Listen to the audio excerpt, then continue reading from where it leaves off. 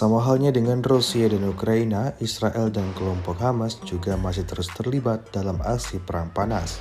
Terbukti dalam sebuah video yang ramai beredar di media sosial Telegram pada Sabtu 3 Februari 2024. Dalam video tersebut mereka momentum saling tembak antara kelompok Israel dan pejuang Hamas.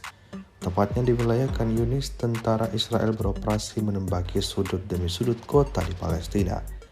Seperti yang terlihat dalam rekaman, pasukan Israel berjalan menyusuri setiap bangunan dan meluncurkan tembakan-tembakan mematikannya. Tidak diketahui pasti ada berapa jumlah korban dalam insiden ini. Video ini viral dan menuai beragam komentar dari warganet.